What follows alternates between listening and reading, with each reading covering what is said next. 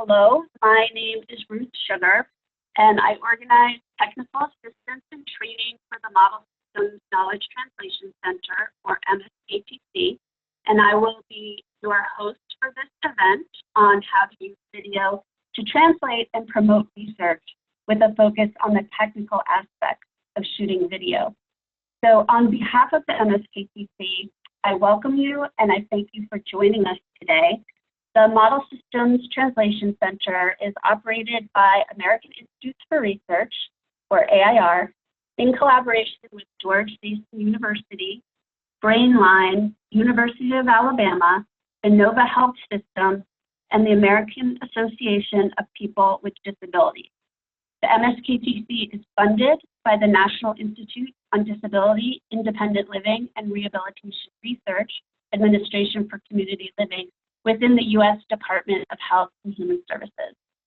So this webinar addresses one of the MSKTC's goals to strengthen the knowledge translation work of the NIDLR Model Systems grantee. And we are also glad to have other NIDLR grantees with us today as well. So this webinar is the third of a 3-session series for using video to translate and promote research. As you join us today, we know one consideration for you is how to move research from the more traditional areas of the laboratory or a scientific journal or an academic conference into the hands of people and organizations who can put your work to practical use on a daily basis. So these webinars have been designed so you can learn the process of creating videos so that you can then use video to communicate your findings to consumers with traumatic brain injury, spinal cord injury, burn injury, or with other rehabilitative needs, and with other stakeholders as well. The content of this webinar is based on the tool Model Systems Researcher's Guide to Video Production, which is found on the MSKTC website. And you will also find there the video production planning worksheet that walks you through the many considerations for producing video. So it is my pleasure now to introduce to you our subject matter expert, Paul Giguère, who is the Senior Director of the Technology Solutions Division at American Institute for Research, and Okori Christopher, a Project Technology Associate. Dr. Giguère has been the lead presenter of the webinar series, so some of you are familiar with him and his expertise already. Dr. Giguère leads AIR's work in research and application of best practices using learning technologies such as video, audio, multimedia, distance learning, and online tools and platforms. His work includes providing leadership and guidance in the application of learning technologies to project work that includes training and technical assistance, adult learning, and professional development. And now for my colleague, Okori Christopher. He provides overall technology assistance to projects, supports the project technology team at AIR, develops and implements webinar and virtual meeting training, and assists in the development and implementation of pilots for various technology-related projects. He has been working professionally in video production and photography for over 5 years. Okori works with video editing teams in all aspects of production, including storyboarding and narrative development, equipment setup and management, and editing and refinement using some of the latest editing platforms. So at this point, I'm happy now to turn it over to Paul and Okori. We hope you will ask questions of them today. They have a lot of expertise to share with you, and we hope you will learn a lot. So take it away, Paul. Great, thank you. So what I'm going to do first is talk a little bit about what we're going to cover in our discussion today. And this is a very simplified agenda. It's going to take us quite a while to get through it all, but we're going to talk a little bit about the planning and logistical considerations for planning for the technical aspects of shooting video.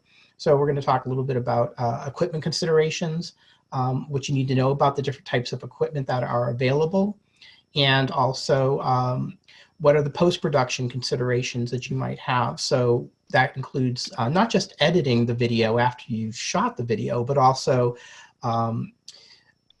making it available for review, integrating review comments back into the video, and things like that. So we're going to be covering quite a bit, and we're going to touch again on some of the aspects of the video production process that we've been covering over the course of these 3 webinars. So again, just to go back to what we've been covering in the prior 2 webinars, the stages of video production. They're very basic, but it's pre-production, all the planning and logistical considerations that go into getting ready for a video shoot, the actual shoot itself, and then the post-production. So we've covered different aspects of these things, and we've touched upon all of them in all of the webinars so far. But this time we're going to really focus in on some of the more technical aspects that are important to understand in order to be able to create a video product that meets your pre-production planning needs and outcomes that you're hoping to get. So if everything has gone according to plan, the technical aspects of it, although important, actually are falling into place, and you've got your script, you've got your blocking script, you've got a lot of things that you've already put together, and you're getting close to making that move towards post-production. So you can see here that these are the things that we are covering in the different stages of video production.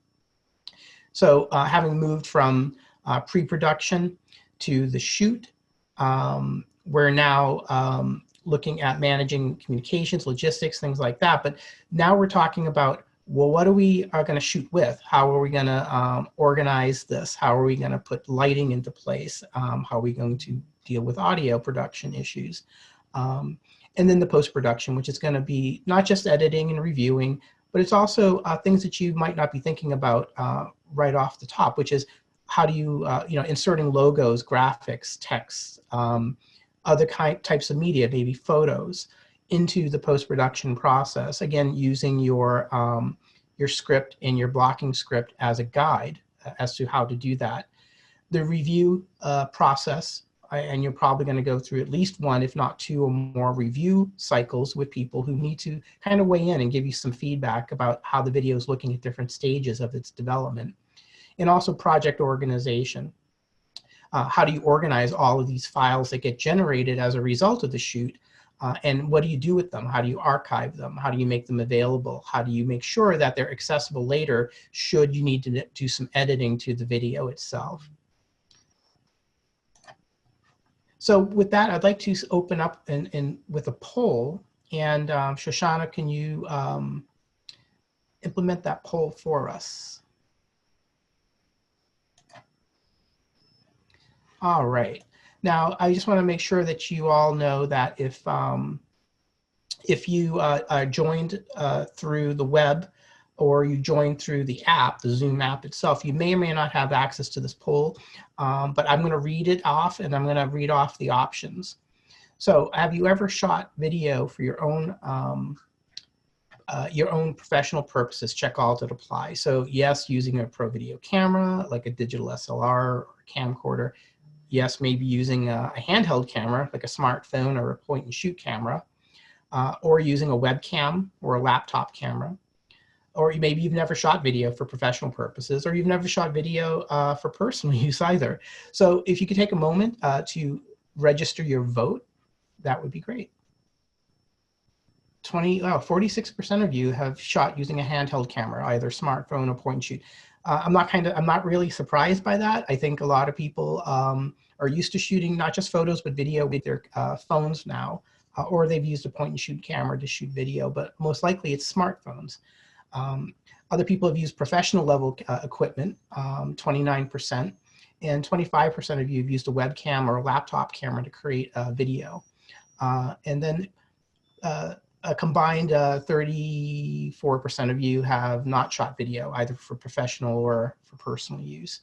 So it's good to know, and thank you for participating in this.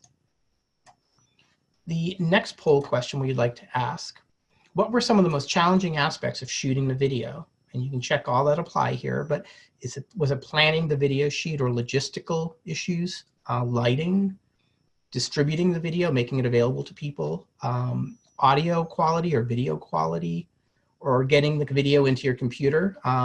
That can be a real issue for a lot of people, particularly if you're shooting with your smartphone. You don't know how to move the video into your computer itself. Editing the video, or perhaps some other item that you might have. So I'll just give you a few seconds to respond to this poll. Wow, editing the video, 70% of you said that that was the issue. And there's kind of a smattering of things: planning, logistical, lighting, less about distributing, audio quality, and video quality to a lesser degree, and getting it to the computer. So yeah, editing the video. We're going to talk a lot about post-production, and a big part of that is editing. We're not going to be doing an actual training on software per se, but we'll be talking about the different ways you can go about planning for and moving towards editing your actual video. We're also going to cover lighting. We're going to cover audio quality and video quality. So how do you get the best audio and video quality? So this is great, and thank you for participating in this poll. With that, I'd like to ask Corey Christopher to join me on video, and we're going to do a bit of talk. Hey, Corey. We're going to do a bit of show and tell, frankly, and talk about the equipment and kind of walk through it all. So let's start off with the equipment. So Corey, there are a lot of camera options people have. You saw from the poll, most people are used to doing smartphones, but there are more options out there. Not all inexpensive options, but why don't you give us a rundown of like the types of cameras that people might want to consider in addition to smartphones and webcams?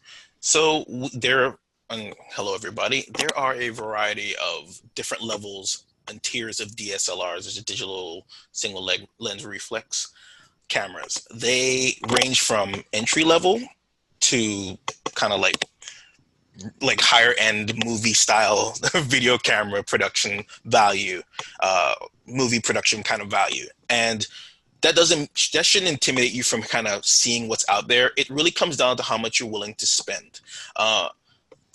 We have a variety of these DSLRs. This is 60D. We have two marks. They range in price.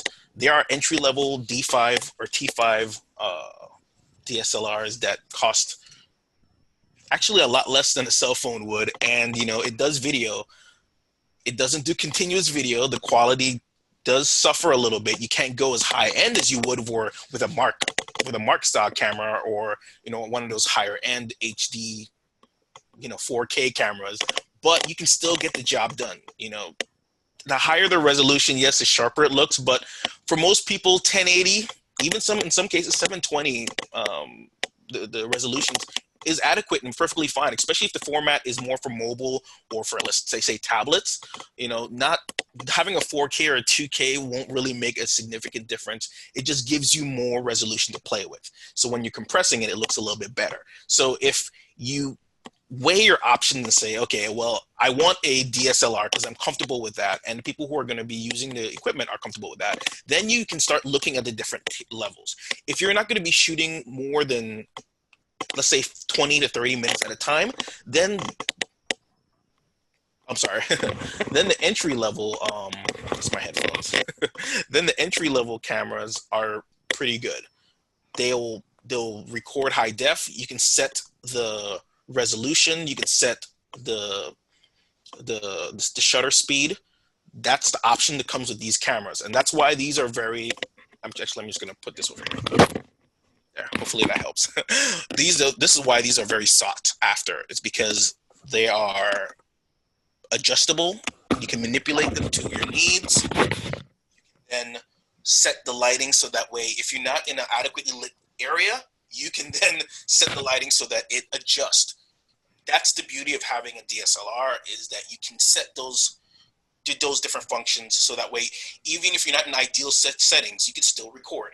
Now, smartphones and camcorders are great, because everyone has a smartphone. Well, most people have a smartphone, and most folks have a camera. It comes with, and the last couple of years, there's been a real cell phone war around getting the best quality of the camera. They are trying to really pack in as much megapixels in these cameras so that most phones, like my phone in particular, shoot 2K and 4K without any problems. It compresses it, it transfers it over. I use like this little attachment that allows me to hold my cell phone so that way I can steady it on a tripod. So that way you couldn't tell in a landscape setting, which is like this, you couldn't tell that this was shot on a cell phone, because the quality is so clear. The drawback to me using a cell phone is that unlike the DSLR, I don't have a lot of control over the lighting. So if I'm going to use a cell phone, or if you are committed to using a cell phone because, from a budget standpoint, that's what you have access to, or at least you're trying to kind of pilot this and get into more of a video production, you have to position yourself in a very adequately lit area, which means you're going to have to invest in more lighting, or you got to make sure you're outside, or you're not in a darker area, because then your quality is going to suffer. That is the major drawback of using a cell phone. Some of the other issues with cell phones are that, like Paul said, they get trapped. Sometimes the footage gets trapped in the phone, and it's a lot of these different proprietary companies will have it so that you cannot just easily move it to a computer so you can then edit it. You have to convert it. So you have to find out what the file type is that is what the export is, and then convert that to whatever file you have to use on your computer. That's troublesome, but there are workarounds around that. It requires you to go and do a little bit more research and find out what conversion works. Yes, Paul. So Corey, the digital SLR, let's talk about the pros and cons of some of the camera options. Sure. So digital SLR means single lens reflex. It's actually a camera that a lot of people are familiar with. It's the kind of camera that has a body where you can take off the lenses and put on different lenses of different focal lengths and zoom and that sort of thing. So that's an advantage, actually, in that you're not limited to a particular fixed lens that only zooms so far or can only go so wide. Yes. This is a camcorder, which a lot of people are probably familiar with. They used to be pretty big, but now they're pretty small, and they use pop-out monitor, and some of them have eyepieces, but this one uses just a flip-out screen. Yeah. And they're handy. They're small. They're called handy cams. The other kind of obviously camera is the smartphone. There are point-and-shoot cameras. I don't have one as an example, but there are a variety of them. There you go, a little GoPro. The GoPro, yeah. Yeah. So, the pros, I think, of the digital SLR are that it's interchangeable lenses. The quality is actually quite good because a lot of these cameras have large sensors. They're able to capture more color and lighting data, which makes the image look really nice. And they also might have different levels of input into the camera. So you can, for audio, so you can have like audio coming into the camera in a variety of different ways, as opposed to only you're basically stuck with the built-in microphone of a smartphone, for instance. The cons of a digital SLR is that well, they can be expensive, particularly the higher quality ones. They are bulky, as we know, because we've had to carry these around. So they can be quite heavy. They can be bulky, particularly if you have several lenses. What other cons or pros can you think of? So I think a little bit of the cons to the camera is you have to be very familiar with every setting. You can set it to automatic, but for the most part, you want to kind of set it to manual and then control more of the elements. If you set the camera to automatic, it's going to set everything up to the best of its ability, but that's not always 100%. Right. It doesn't often set the lighting and the white balance to it perfectly. It's just based on what it thinks it should be. So sometimes you have to kind of fight against the camera. So knowing the full functions of this camera, will be very helpful. But that's a huge learning curve coming in because, if you're not familiar with photography at all, then you're starting from the ground up. Right. And that can be a little bit challenging. But the pros to it are that once you know it, it's phenomenal. You can quickly navigate through. You say I'm going to be outside. I'm going to be shooting outside. I know I can set the ISO to its lowest setting because I'll have more natural light. I can mount my shotgun mic because we're going to have more of a close quarters, so I don't have to worry about as much background noise. Or you can switch and use like a wireless lav, because you want to be able to listen to the subject matter directly because there's a lot of background noise. But you can have all these different attachments set up to the camera.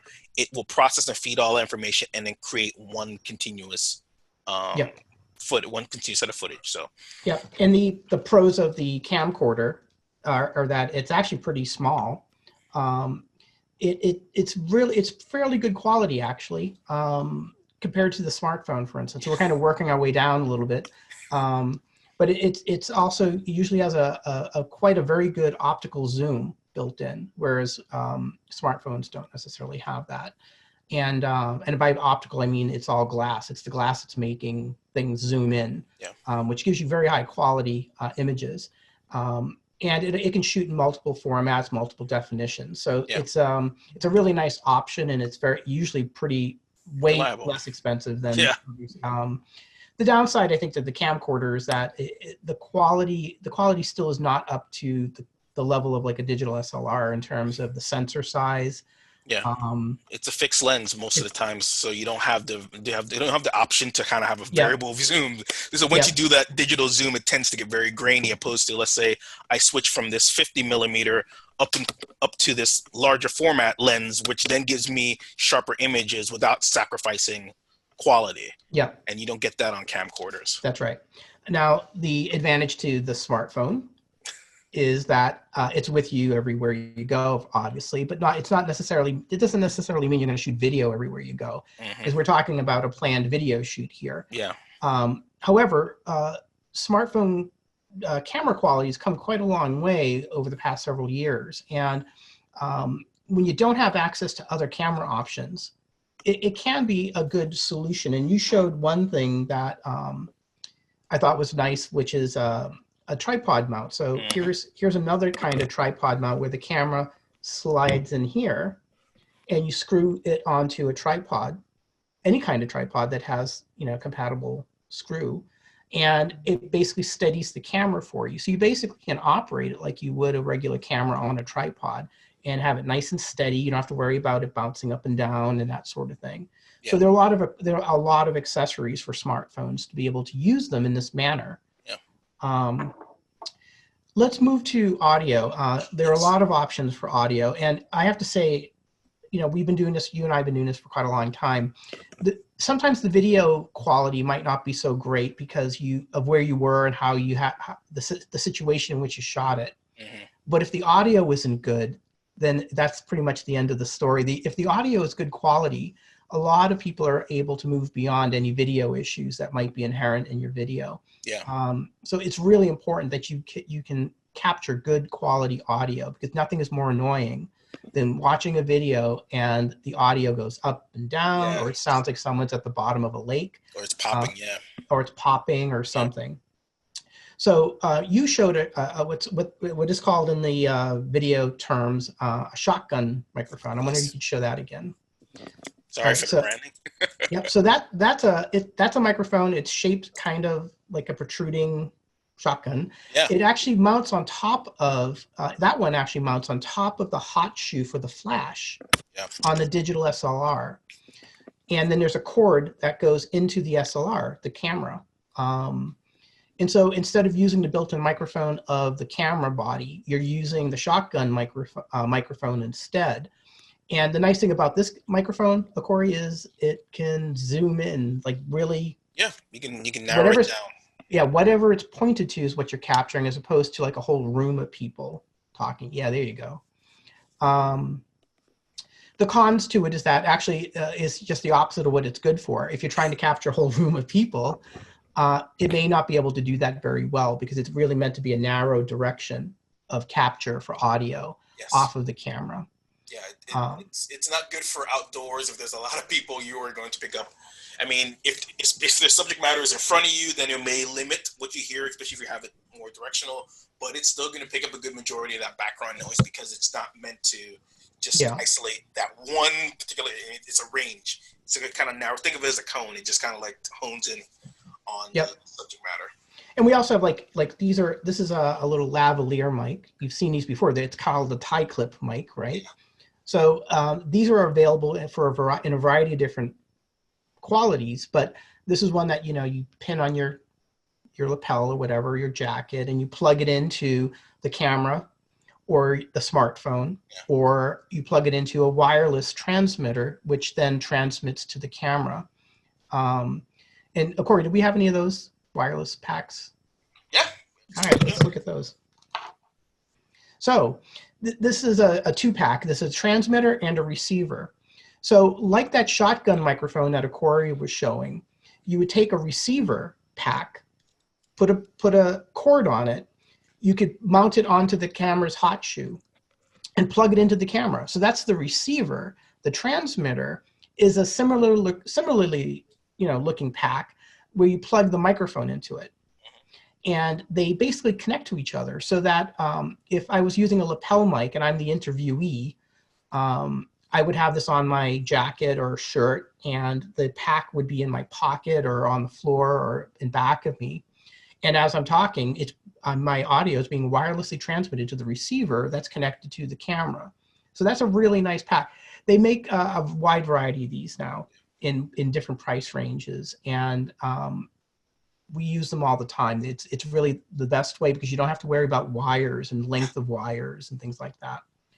Many times in the past, because they're very accessible. They're easy to you just mic up, and then you don't have to worry about everything else that's happening in the world. You just get focused and isolates on that one person. And then there are like other microphones like this, which plug in. This one plugs into a smartphone, and it looks like a little spongy thing. But it's nice if you're doing an interview with someone and you're going back and forth, or you just have the camera set up on a tripod, the smartphone, and you have this set up to record. Yeah. We only have 5 minutes left. Let's talk about lighting. Yeah. Okay, so lighting is a big deal. I'm going to reach over here, and this is a ring light. It's actually kind of cool because it's chargeable. It's wireless. You charge it with a USB connection. So anything you use to charge your phone, you can plug this into the little charger, and it's a ring. It basically is a ring of light, literally. The nice thing about this is it's got a clip. So if I'm using my smartphone to do a video of myself and I'm recording myself, I can literally just clip it onto the phone, turn the light on, and I'm lit well for this purpose. Likewise, you can put it anywhere because it's a clip. So I can clip it on anything that's around me, turn it on. You got 3 intensity levels. These are relatively inexpensive. They make very expensive ones for medical and dental procedures, if you've ever had that done, where they just put it on the camera to take the photo. But that's an example. LED. You have an LED, and these are very inexpensive. They're meant for traveling. This one in particular is lightweight. If we have to shoot remotely and it's going to be tight quarters, because you can't bring a key light everywhere you go, sometimes we use these because it gives a nice steady amount of light. They don't run very hot, because some lights will run very hot, and then the subject matter becomes very uncomfortable because they're hot, they're sweating, or the room becomes very hot. So these are very good because they don't burn, they don't generate any real heat, and they're very portable. You can adjust it so it can go from cool to warm. This particular one, the setting allows for. And if you want it to be even warmer, you can add gels to it. So that way, they're like little cellophane, different color cellophane wrappers that you can put on top of it to kind of simulate the different warmth of light. So you can go cool, you can go warm, depending on the subject matter or the space that you have. But these have been very helpful in the past. And then there are mounted lights. Now that's what a lot of people probably are used to seeing is, these big light boxes and big panels. Yeah, there you go. It's really big. These are mounted lights that you put on tripods, special tripods designed to hold the lights. They might be LED, but they could also be fluorescent, or they could be halogen or tungsten or different kinds of lighting techniques. And they come in a lot of sizes and that sort of thing. The pro of it is that it really gives you a lot of control over how the light is happening in an environment, and you can move them very easily and you can reposition them. The downside is that they, as Corey, you said, they can get hot. Yeah. And we've done interviews in smaller spaces where, you know, people are dying from the heat. It's so hot. And then the other important thing that a lot of people don't understand or don't know about lighting is reflectors or bouncers. So quite often, you know, you might only have one or two lights available or lighting sources. And so you want to be able to evenly light someone. Well, sometimes the best thing to do is to put a white sheet or a white piece of paper on the opposite side of them where the light source is coming. And the light will bounce off that white material and will help light another part of them without actually having to have another light. So we'll get into a little bit more about this, and we'll answer any questions. But what I like to do now is just open up the Q&A and see if anyone does have any questions about what we covered. And you could do that in the Q&A box. If you need to, you can also do it in the chat, but we prefer the Q&A box because it allows us to capture everything. Yeah. One thing I want to say is that, you know, Corey, you were showing the digital SLR and all that stuff. There are a lot of different brands out there. Canon, Nikon, Sony. Yes. I mean, there's a bazillion brands, but those tend to be the big three for SLRs. And so they're all good. I mean, that's the whole thing, is they're all great cameras. So you can't go wrong with any brand name that you decide you want to go for. They're all very good. Something I think we also kind of didn't have time to really discuss, you don't have to commit to any of these cameras. Like, just, you can rent them. A lot of places allow you to rent them, to try them out, to give kind of see how it works for you. Because if this is something you're going to purchase, you want to be very comfortable with it. You want to be able to use it, and you want to make sure that this is something you're going to be able to move forward with. So it's always good to be able to kind of do a little bit of a test drive. And, you know, if you find that you like it, there are places that offer it used as well. You don't have to buy it brand new. Folks take really very good take care of their camera. The people that buy them and then resell them, they typically want to make sure that they're in top quality condition before they move them back out. So you can be getting a really good value looking for something that was previously. A used camera. So we do have a question. What's the difference between a mirrorless camera and a DSLR? It's actually a good question. I can answer very quickly. A DSLR, a digital single lens reflex, actually has a mirror inside of it. And when you hear the click, that's a mirror flipping up inside the camera, literally a mirror that exposes the sensor, or back in the old days, film, to light.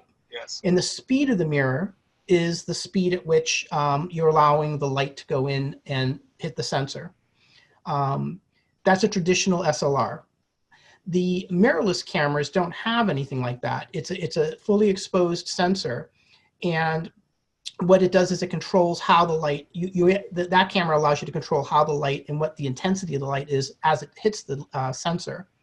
There's no advantage one way or the other, but the digital SLR that has the mirror, the traditional one, they tend to be much larger bodies, because you need enough space in the body for that mirror assembly to be able to flip up and down and work and do its thing.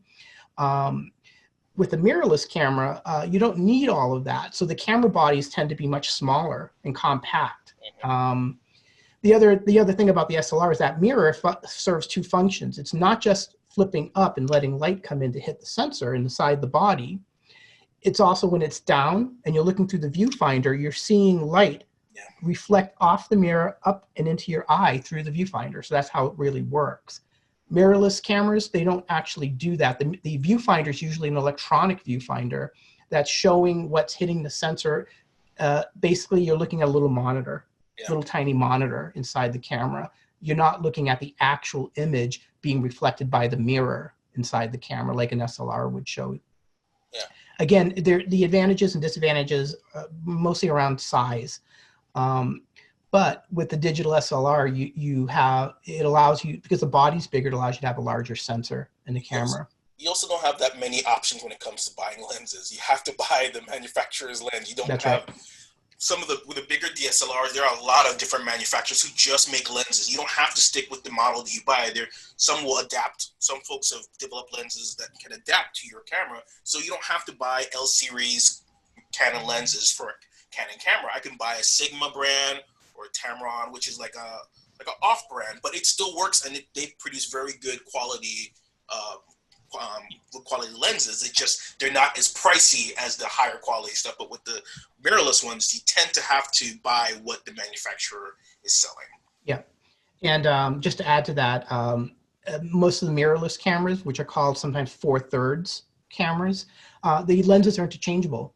So Olympus, Panasonic, all these companies that make mirrorless cameras, their lenses actually work across all the different body types. So you can buy a Panasonic mirrorless camera, but you can use an Olympus lens from their line of mirrorless camera lenses. So that's another advantage to the mirrorless. Another question is, do you have any general tips for how to best frame videos? Is it similar to photography in terms of the rule of thirds? Yes. The rule of thirds, for those of you who don't know, think of a tic-tac-toe pattern across your screen. The rule of thirds says that at the 4 points where the lines intersect are the thirds where you might want to frame someone. I think that works well for photography. For video, it depends on what you're trying to do. Yeah. For instance, if I wanted to have, if in my video I want to have some talking points to the side of me, so I'm over here and there's some talking points that show up, I will want to shoot with enough room so that I can actually put that into the video in post-production. If, however, we're just doing straight on to interview, like we're doing right now, then you probably want the person fairly well centered in the frame. So it really depends on what your end product is going to look like. Anyway, any other questions before we move on? Okay, feel free to continue asking questions. We will respond to them at each point. Right now, what I'd like to do is talk a little bit about lighting, because lighting is very important. And I thought it might be useful to give you a couple of examples of how you might set lighting up. And in a typical situation, you would have a backdrop. Could be a wall, could be a hanging curtain, could be a cloth backdrop. But you would have something where the subject is sitting up against, so they are standing against. It should be a neutral background. It should not be something that's very noisy or busy.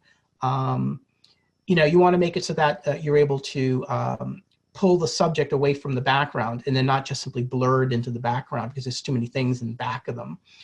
But given that, the typical setup is you have the subject, you have the camera pointing at them, and you have a light next to the camera called a key light. It's usually the big light, so it's usually a larger light. Then you would have a second light called a backlight. Now you notice in my diagram, the key light is right at the subject. The backlight, though, is not actually pointing at the subject, it's pointing at the background.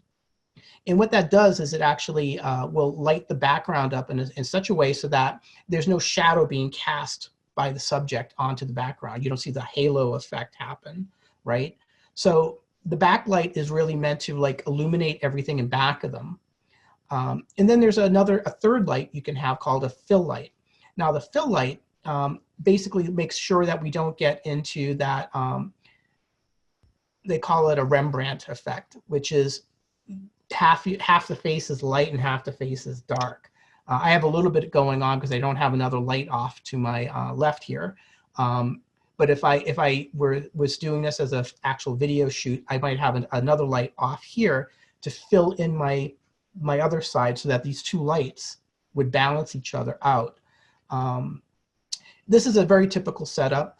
It's not necessarily one that you would use. It depends on your situation. But keep in mind, as Corey mentioned, you can rent a lot of this kind of equipment. So you could go to most camera stores that do rentals, and you could rent a lighting kit that has these three lights already ready to go with tripods and filters and barn doors and all kinds of things that you can see that lighting can help you kind of control. And so Now here's a more sophisticated one. This is actually a more detailed lighting diagram.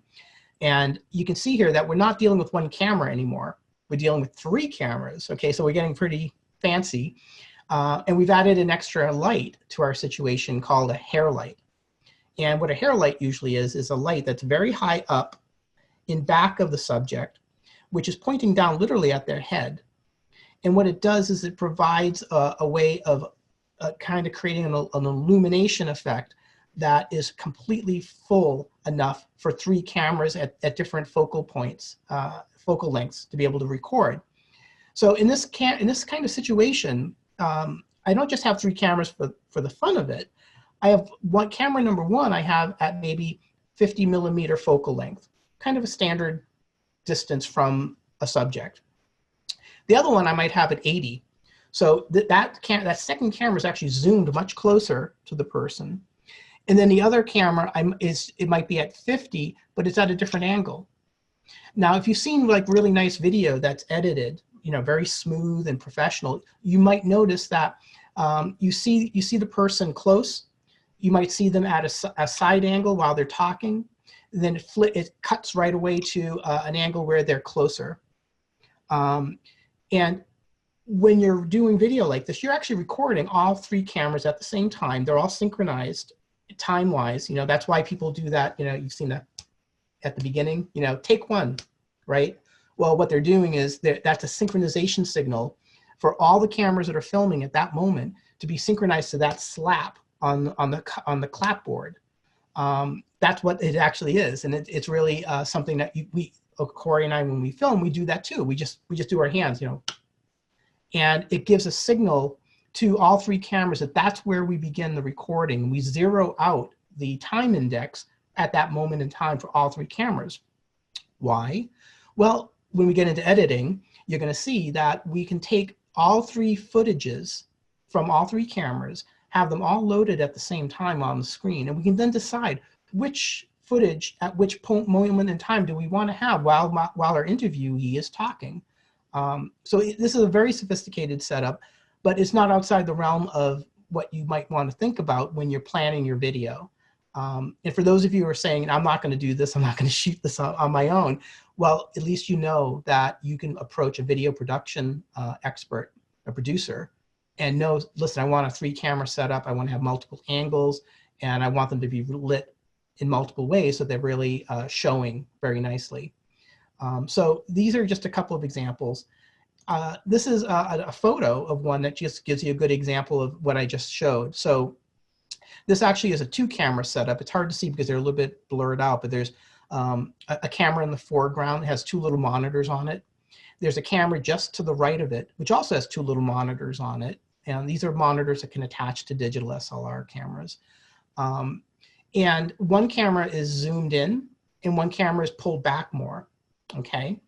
You can see the subject is in the center there. She's in front of a blue backdrop. It's just a piece of cloth.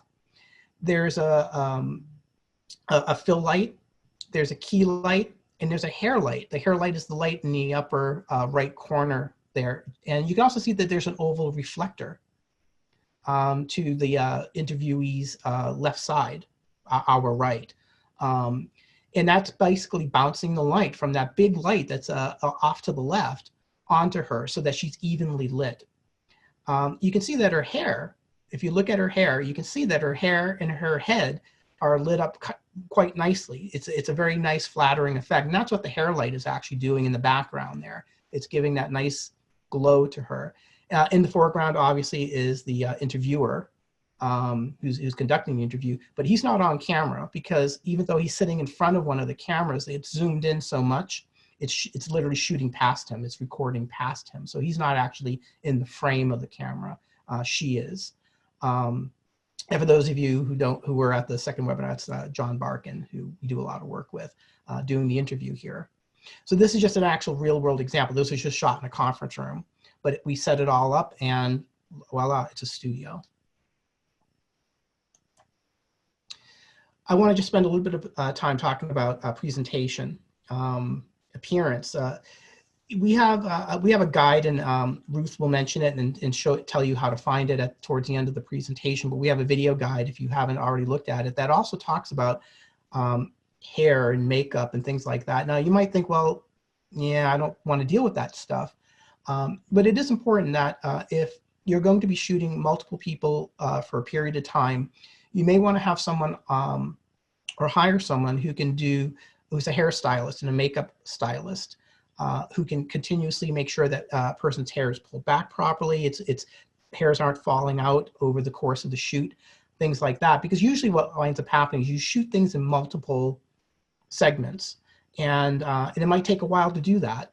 And over time, things start to fall apart. You know, people start to perspire, or they start to get tired, or their hair starts to kind of come out a little bit. And it just naturally happens. But if you're shooting the video, you want to make sure that there's continuity. And that's what a continuity person does for movies and stuff like that. So, you know, a scene shot in Downton Abbey that took like 3 days to shoot, but it only lasts about a minute on film, meant that someone had to pay attention to where everyone was sitting, what they were wearing, how their hair was done, how the makeup was done, how the lighting was done, so that everything looks continuous and it doesn't look like it was filmed at different times during different days. Clothing is important. What we recommend is not to wear clothing that blends into the background. So if you have a black background, you don't want someone to wear a black blazer or shirt, because what's going to happen is it's going to create a dislocated head floating on the background. So you want to really be cautious about that and make sure that people are wearing appropriate colors. And we have guidelines in the guide about what works really well for clothing. One thing we do like to recommend to all of our interviewees, if we're doing an interview, is that they wear a jacket. So you can see here we have a woman wearing a jacket. The reason why is that if we're going to mic that person using a lavalier, clip-on mic, we need a place to clip it. And if you're just wearing a shirt, that's nice, but we're going to have to clip it somehow onto the shirt. The wire may show, or we have to snake it down the back of the shirt, which is very uncomfortable. People don't like that. I don't blame them. But if you wear a jacket, it's very simple. We can kind of clip it on the inside of the jacket, run the wire over my shoulder, down my back to the transmitter, or the wire goes straight to the camera. So the jacket gives you a lot of options and possibilities for doing this properly. And then the last thing is for appearance, we recommend people don't wear jewelry, particularly bangly kinds of jewelry, because that you'll hear it rustle and bang and click and clack, and it happens with necklaces, bangles on the wrist, things like that. So it's important to make sure that people know not to wear things that will distract or can be picked up by audio. And then positioning is important. You know, usually a lot of people are sitting, but what happens when people are sitting is they tend to go like this over time. Particularly if they have armrests, they tend to start resting on their arms. Normally in conversation, that's fine, but it kind of means that you're off center of the camera. It's just not good posture for the video sequence. Standing is okay, and being in motion is okay, but you got to take into consideration that people who are standing tend to move around a lot. And if they're moving around a lot, well, you got to move the camera with them, right? Or they go like this. You know, they'll get close, they get back, they get close. Well, what happens is the autofocus of the camera, assuming you're using autofocus, might not be able to keep up with that. So you want to keep that in mind. And then I talked about a little bit about background considerations. You want to make sure that people don't blur into the background. The last item, and we have some questions coming in, but I'll address that in a second, is the script. Now, if someone is being interviewed and they're not on script, they're talking extemporaneously, then that's fine, and they're talking to the interviewer. If they need notes or they need a teleprompter, you're going to have to make accommodations for that. Now, the nice thing about the notes or a teleprompter, for that matter, is that there are apps for iPad tablets and Google Android tablets that allow you to load Word documents into the app, and then you can actually hang the tablet under the camera, which is what we do, and we can have the words scrolling slowly up the iPad, and someone it can be reading their responses or reading a script. And the nice thing is it gives the illusion that they're still talking to the camera rather than looking at their notes or looking at a slide off a computer or something like that. So that's something to consider. Corey, do you have anything to add? Yeah, actually, we've also in the past used a LCD monitor, like a 23-inch LCD connected to a laptop as a teleprompter too. So, if you happen to have extra monitors lying around on a computer, you can just kind of you can run a HDMI cable too. Then that acts like it, and you can have somebody operating it, following along on their screen. Something else to add to the hair, the hair, loose hair over a microphone is a real difficult thing to try to clean and scrub later on. So if you have a lot of loose hair, like long hair, and you're swinging your head a little bit or even moving it slightly, the dragging of your hair against the mic is one of those things that it's just difficult to remedy later. So you end up losing that audio source and have to rely on maybe an external recording that you have of that session. But yeah, it's very important to keep the mic that's clipped to you completely away from anything that's going to create any extra noise. So if you have extra clothes that drag against it, we want to keep it free so that way the audio is not right. ruined. And if you can't get around that with a clip-on mic, the shotgun mic is a good solution, because then it doesn't matter so much because the microphone won't be disturbed. It's on the camera actually. Yeah. In an indoor setting, the shotgun mic is really good, especially if you're in a closed off room and there's nothing else in there. I mean, the only thing you have to contend with is maybe the running of air conditioning or like background ambient noises, but we can talk about how you can get rid of that when we get to the editing. So let's go to Q&A, and we do have a question already. Can you cover shutter speed balance with f-stop when shooting action shots? Okay, so it's a very technical question. For those of you who don't know what f-stop means, it means the iris of the camera lens, usually the lens, and how much light gets let in. So if you have ever heard of f8, well, f8 means it's a pretty wide opening, pretty narrow opening actually, where it doesn't let in a lot of light, but what it does is the depth of field. So what's in focus from my finger to my nose. So as I hold my finger closer up, rather than focus on my finger, it focuses on me. My finger blurs. The inverse can happen too. So f-stop is a combination of how much light enters the camera body, but also the higher the number, the smaller the aperture opening, the more depth of field you have from foreground to background. So things are in sharp focus from the foreground to the background. Now the webcam I'm actually talking into right now has a very high f-stop number. I think it goes up to f12. And it's mostly set there. So most everything is in sharp focus, from me to what's in back of me to what's in front of me, is in sharp focus. And that's how it should be for a webcam. The issue with that is that when you want everything to be in sharp focus from foreground to background, you do have to necessarily limit the amount of light that goes into the camera, because you're closing that thing down. And so that can affect how fast the shutter, will work on the camera. So when you have when the f-stop number is very big, which means that the opening is very small. I know it doesn't sound intuitive, but that's how it works. Your shutter is going to have to stay open longer in order to collect enough light to capture an image. Of course, if someone's moving, they're going to be blurry. It's going to blur because the shutter's open too long to do this. Now, what the shutter does is it captures motion. It captures the image. The faster the shutter, the more it's frozen.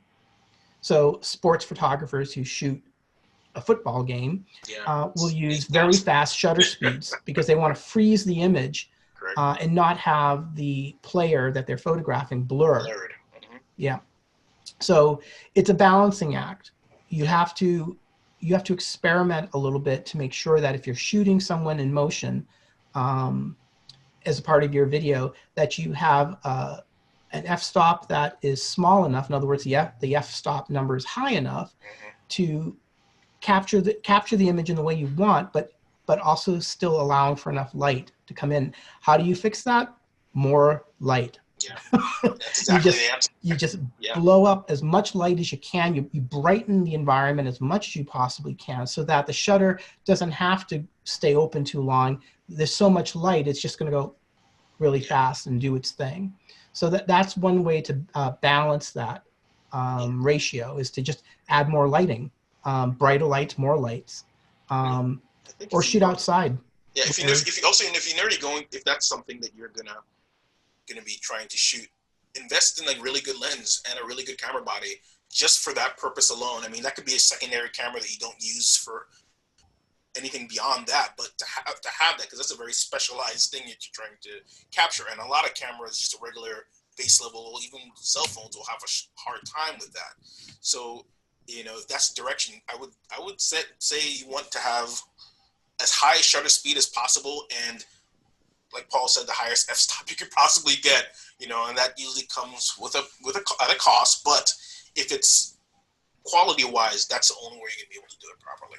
Now, the inverse of this with the f-stop is that if you have a very wide open f-stop, in other words, the iris of the lens is very wide open, the f-stop number is low. So like f2, f2.8, f1, that means that the opening is really, really wide, which means that it's letting in a lot of light, and your depth of field is very shallow. So have you ever seen those photos, particularly like wedding photos or something, where the bride and groom are nicely sharp, but their background is blurry, like in a creamy sort of way? Well, the photographer shot that with a low f-stop number, which means that it was very wide open, and it gives that really creamy effect. It isolates the subject off of the background, and it creates a nice blurring effect. Too much of that, and your nose is in focus, but your eyes aren't. You can take it to an extreme, but that's how it works. And so if you're trying to shoot and you don't want the background to be in sharp focus as well as the subject, then you could bring that f-stop number down, which means that the iris gets bigger, and then you've got a good balance there. And what will happen is the shutter will naturally just shoot faster. It'll open and close really fast because it doesn't need as much of that light to capture the image properly. It's got it because there's so much coming in the camera anyway, so it doesn't really matter. Are there any other questions that anyone might have for us? And Shoshana, can you give us a time check, see where we're at? Yep, so we're about 2 minutes over. Okay. So with that, why don't we move it to post-production?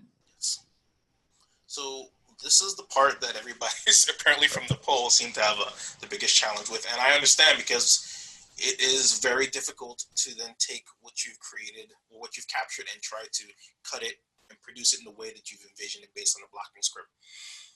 The first real big step is the review process, and you need to establish how many people are going to be seeing this and who they are. So once you've shot your footage and then you're getting into this, you're getting ready to start editing, you want to identify folks who can be able to provide a set of eyes to be able to give content reviews, kind of visual reviews, because those are two different things. Some people review for content, and that's what's important, and other people review for visuals to make sure that it visually looks okay, but they're not necessarily addressing the content side of it. So you want to make sure that you have at least one of each, or if one person covers both categories, then great, have that person to be able to review. The editor is going to edit based on what they see and how they feel it should work without any guidance. So it's always good to have that process in place ahead before you even get into the editing side of things. So once you've identified how many people are going to review and who's going to review, then you want to create a process of how to review. So first draft, what happens to it? How is it shared? How is it given to you for you to be able to provide any feedback? Some applications allow for well, some platforms allow you to be able to upload it to create a private link and then be able to provide feedback that way. Vimeo is a good example of one, not to name drop, but where it allows you to create like a review setting. It has a review setting where you can, while you're reviewing it, if you have feedback, it stops the footage and identifies that timestamp and says, okay, at this time, I noticed that there was an audio glitch or the content. This wasn't the right take for this. Can you please switch it out? And then the editor will be able to see this information and say, okay, at this point, this is what I need to identify. This is what I need to change. That is very, very helpful for the editing side, is to be very detailed about where the issues are in the footage and what you want to see removed or what you want to see added, and the precise timing of it. Because if you told me something looks funny at 1 minute, 20 seconds, I'm going to go to 120. But for me, 120 can be this entire row of footage that may or may not have started on this one sentence. I will go to 120 and identify what I think is the right part to start the cuts. But if you're not very specific about those in the review process, then that can get lost in translation. And then version control will become a problem. Because once the editor cuts something, I mean, I the way I edit, I typically have multiple versions of that footage. So I don't just delete it. I'll say, well, this is May 29th, this is May 30th, and then keep going if there are different changes to that. Just in case someone says, oh, you know, back 2 days ago or in the previous one, I liked how that looked, then I can go back and say, all right, this is what they're identified, because otherwise you're just starting from scratch. So the review process is very important. Having the people to be there. It's, if you can have the person who's editing be there during the actual shoot, that's very helpful. It's not, you know, it won't make or break, but it's very helpful to have the person editing so that they'll know, they can see things, they can hear things, they can take their own notes and be completely aware. Otherwise, you just have to provide really good notes to them during that process. One thing I found very helpful with reviewers too is that if you're going to have multiple review cycles, it's good to have, if you can, have the same reviewers. So they review it the first time around, they give feedback, the editor makes changes, and then they review it again, the new version, and it's the same folks. So they can see that their comments were taken into consideration in the new version.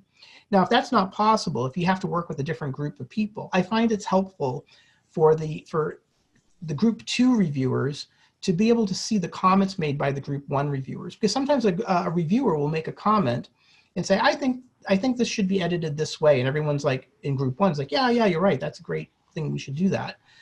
And then someone in group 2 who wasn't a part of group 1 will see it and say, well, I think it should be this way. And the thing is, a decision has already been made to make it one way based on feedback from the first group. So it sometimes is good to use the same reviewers through the different cycles, or it's good to use the to make sure that the comments made by one group of people is visible to the next group, so they can see where the thinking was in making some of the edits and changes over the course of the cycles. Corey, can you talk about software, because I think that's where a lot of people. Yeah. So this is kind of as important as deciding what camera you're going to use. What software am I going to commit myself to? There are lots. There are, a lot of them. There are licensed ones you have to kind of pay for on a regular basis, either monthly or yearly. There are some where you buy and you own it forever. You own that version of it, which are great. Apple has iMovie, Windows has Movie Maker. So it really depends on what you're comfortable using, and how much you're willing to spend on there. Premiere is Adobe's video editing. It comes pretty stocked with a lot of things that are very helpful. It can take a little bit to get used to.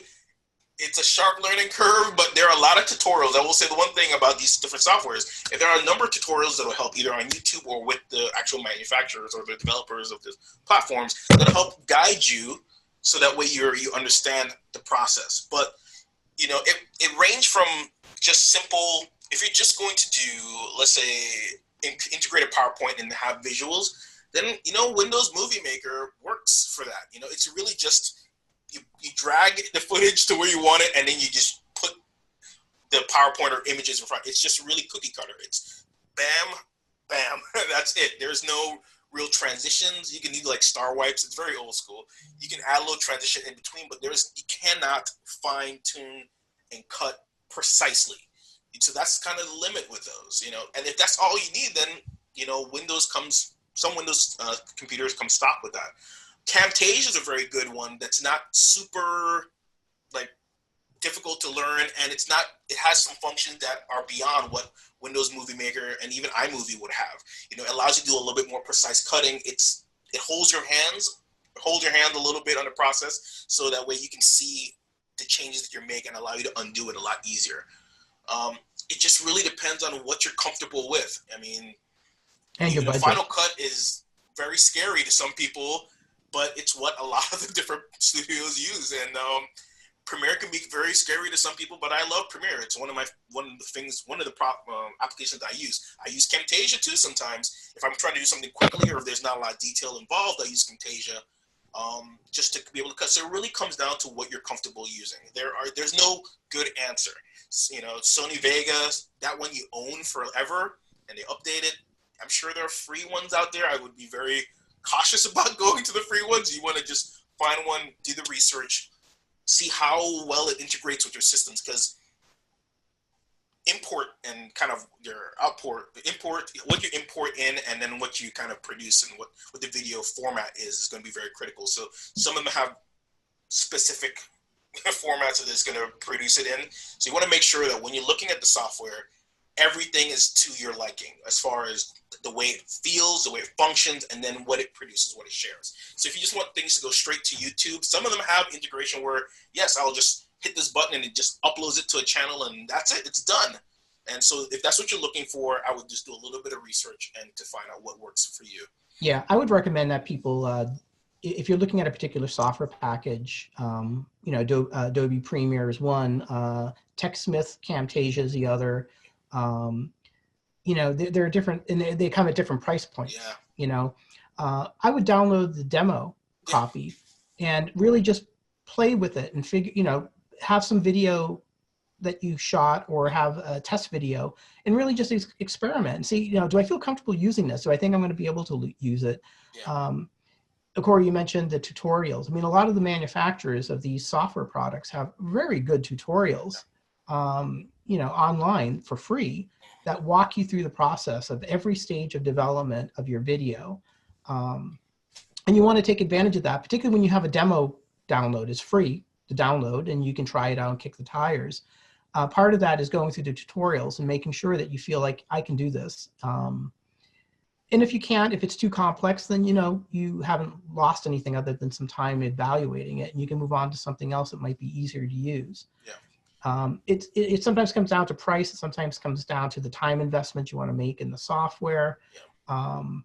iMovie is free, comes with every Mac.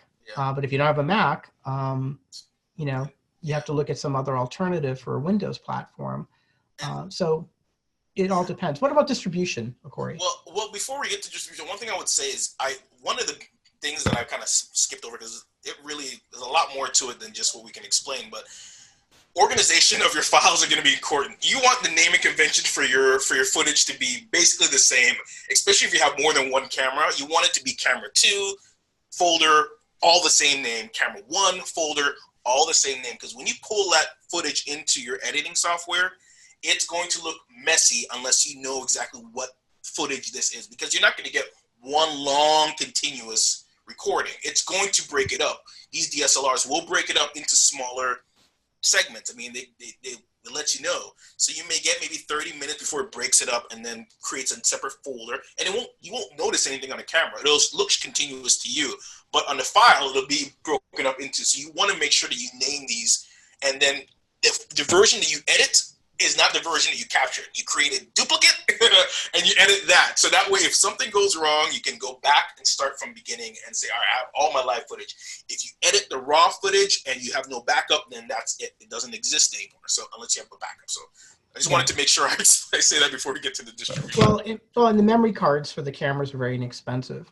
Mm-hmm. So, buy a bunch of them and don't erase them or format them after shoot. After you transfer things into the computer, just hold on to them. That's not a big deal. Put them away somewhere safe in an envelope. And if something should happen to your video editing process, something happens to the computer, which could happen, I suppose, and the video is lost. Well, no, it isn't. You still got the memory card that that came out of the camera. Yeah. Like I said, they're inexpensive, and that's what we usually do. We have a bunch of them. I save externally, and I save to the cloud just in case, because my external hard drive can be corrupted, and then I start from square one. So I do triple backups just in case. But you know. So let's talk about distribution. Let's talk about hosting. Sure. What are the options? So you have well, depends on you. Well, what you're looking for. You have like YouTube, you have Vimeo. You can host on your website if you have the space. I mean, most web developers will kind of talk you out of it. But if you have it set up or on the site to be able to host videos, then you can do it on your website. But you just have to determine, those are the major ones, Vimeo and YouTube. You have to determine where you want it and how you want it to be viewed. So that's kind of what will bring you to the hosting option. Yeah, and so YouTube is obviously the big gorilla in the jungle. You know, they're the biggest video hosting platform in the world, hands down, no competition really. But there are pros and cons to using YouTube. You know, it is an advertising-based medium. Unless you have a paid account, you will get advertising that will accompany the videos when viewers go to them. So it's kind of important. You want to keep that in mind. Yeah. Another platform like Vimeo is a paid platform. You have to pay for an account to be able to upload video. But the plus side to it is there's no advertising. It never shows up. It's not integrated. That's not their revenue model. Their revenue model are video producers like us who need a place to store videos without advertising and without fuss. And that's what Vimeo offers. So there are platforms like that, and you want to just kind of evaluate them. 99% of you are going to use YouTube. Just remember that you want to do so on a YouTube channel that actually you pay for, so that you don't have the advertising. Tagging is very important, because otherwise the algorithm machine will just pair it with videos that it thinks matches it after the conclusion of the video. You know, normally you'll see it suggests. So if you don't tag it appropriately, then it's just going to say, all right, well, based on the title, what it's called, here are other videos that may or may not work. So just the tagging part is very crucial. Yeah, and YouTube. You don't want at the end of your video suggested videos to come up and something be inappropriate, or just not completely irrelevant, which can happen, and that could be bad too. Closed captioning, descriptive audio. Now I covered this in the first webinar. I covered it a bit again in the second webinar. But YouTube generates its own captioning. It's not great, but after you've uploaded your video, after a certain point in time, YouTube will automatically generate captions for your video. I believe you can go in and edit them easily. Absolutely, yeah, but you've got to do that next step. Otherwise, you could have acronyms and things like that don't make any sense. There are also captioning companies out there. Rev.com, there's a bunch of them. And you upload your video, you provide a link to your video, and they create the caption file for you. So that anyone who clicks on that closed caption icon on your video will be able to get the textual description of what's being said. The descriptive audio is a little bit more. That's actually audio that is added to the audio track of a video. So if someone is walking down the hallway, you know, Joe's walking down the hallway and he drops a bag in the hallway, you're gonna hear, and he hasn't said anything yet, you're gonna hear a narrator say, Joe walks down the hallway. He drops a bag in front of the door. He knocks on the door, knock, knock, knock. Hi, it's Joe. Then the captions for hi, it's Joe come in. So all of that stuff is actually recorded in audio and captions at the same time. That's descriptive audio. And that's the highest level of accessibility you can provide for a video, particularly when it has action happening that needs to be described. Because the voiceover captioning is not going to capture what's actually happening. Publicity marketing kind of ties hand in hand with social media. We're probably not going to get into that so much in this webinar, but we do talk about it in the prior webinars, and it is a part of the video guide. So I do recommend you watch prior webinars if you haven't, or read the video guide, which has actually got a lot of this information in there as well. So we do have a question waiting for us. What video formats are compatible for internet distribution? the cameras record in a variety of different formats. But mostly when you publish to the internet, you're publishing in an MP4 format, or you're publishing in QuickTime Yeah. format. Yeah. Yeah. You might have heard of MP3s. MP3s are audio files, right? MP4s are the video equivalent of the MP3s. They're video files that are compressed. So it's a compressed file format. So the video file itself is small. The reason why is that it makes it easier to transport, it makes it easier to stream, it makes it easier to download. There's a lot of reasons why you would want to export your video in MP4 format. The other is .mov, which is a very common format for Windows. QuickTime is a very common format for Apple computers. Ultimately, it doesn't really matter, but what you do want to do is export in a format that a video file format that'll meet your needs. Yeah. MP4 being the typical one. Now, the other thing to consider, and Corey, I think you're going to jump in, is the screen resolution. Yeah. All right, so maybe you can talk a little bit about that, because it's distributed on the internet. Yeah. What do we need for screen resolution there? So if it's a mobile adaptive site, then at the very minimum 480. By 480 by. Oh, sorry, 480 by 320? Yeah. Yeah, about that. Yeah, which is standard old school TV style. The good thing about most of the editing software, it'll basically lay it out for you. Where are you going to upload it to? It's going to ask you, YouTube. Do you want high definition YouTube 1080? Do you want 720? It really comes down to size. So, it'll walk you through that process. Even in Premiere, it'll ask you exactly what you want. Is it going to be loaded on Vimeo? It asks me, is it going to be on Facebook? It asks me all these questions so that way it can set the proper resolution and compression for that platform. Otherwise, you can just set it to high, medium, or low, depending on what you're looking for. And I think all the software does that. Yeah. All of them do it. They when you're ready to export, it says, well, what's your purpose for the video? Where's it going to go? Is it going to be on a DVD? They ask you, and then it automatically sets the settings for you. Yeah, and you want to do that because you don't want to have an upload limit to YouTube that you surpass because you exported the video in a very high quality format and it's too big. And I'll warn you about that too. Yeah. Like producing something in 4K when it doesn't need to be 4K, it's more work. It's more kind of work on your end because you have to. The rendering time for that 4K footage can take days. I mean, on a really slow computer, it could take a whole day to do.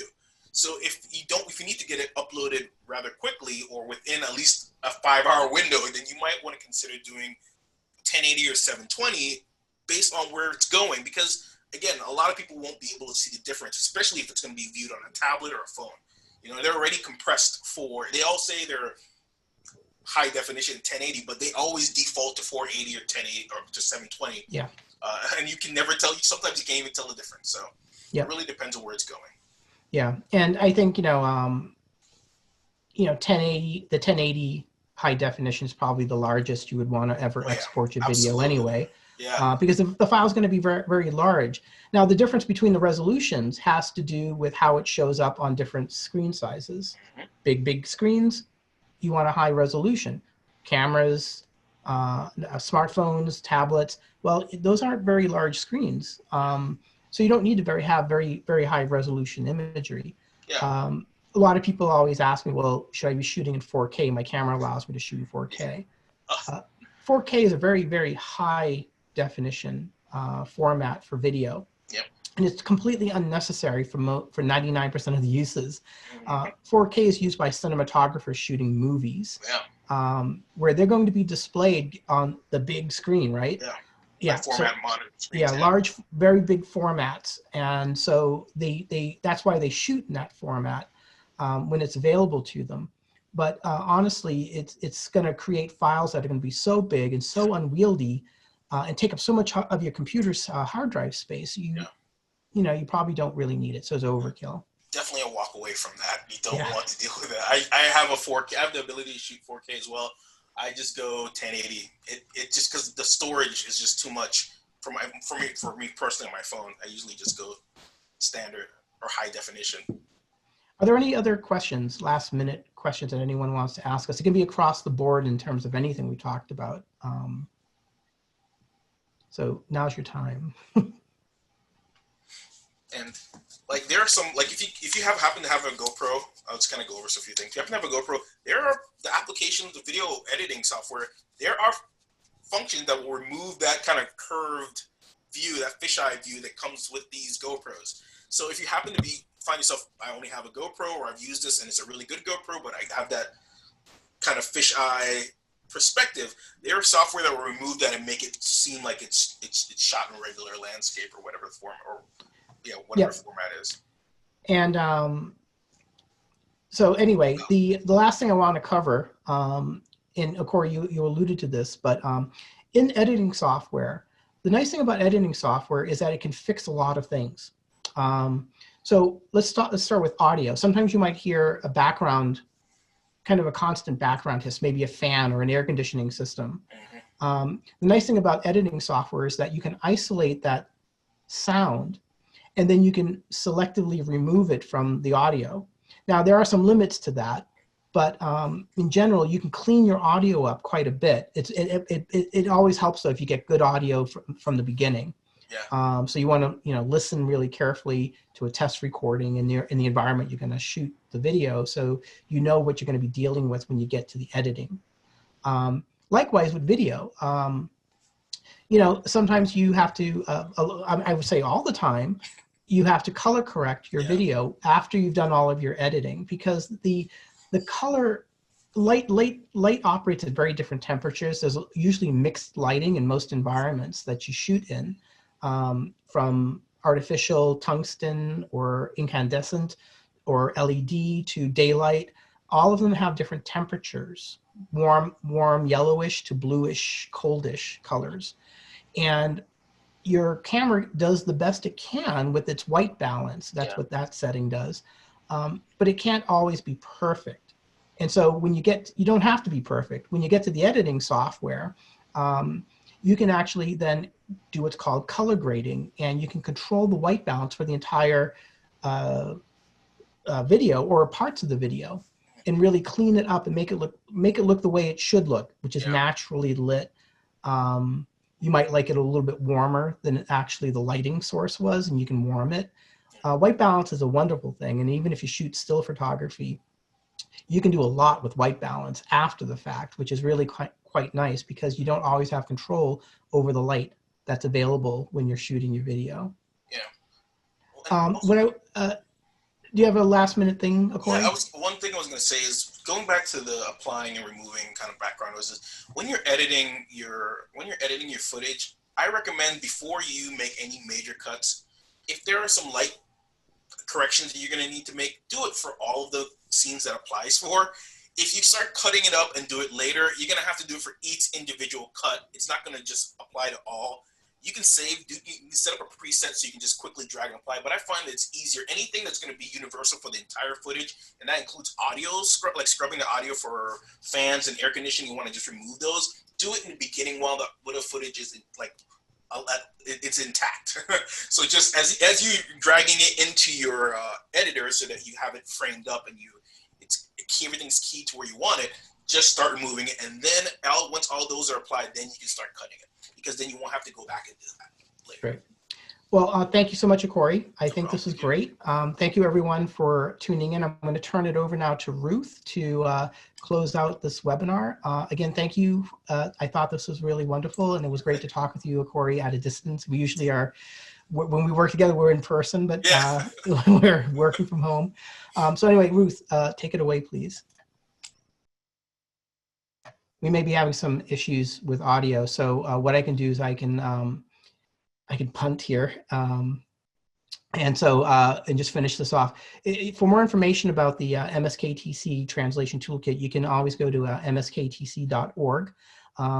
The information that's presented here, the links to the recordings and resources that are used in the production of these webinars are all uploaded and available there, so you can get to them by going to the website. Also, the Model System Researcher's Guide to Video Production.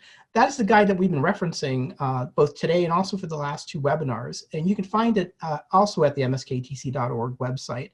The link is down there, but if you just go to the site, you should be able to find it quite easily. The guide is a guide to all the things that we covered, and it goes into great detail about the different aspects of video production from the different stages through editing and final distribution. We're going to ask you to complete an evaluation, which is going to be pushed to you through the platform at the conclusion.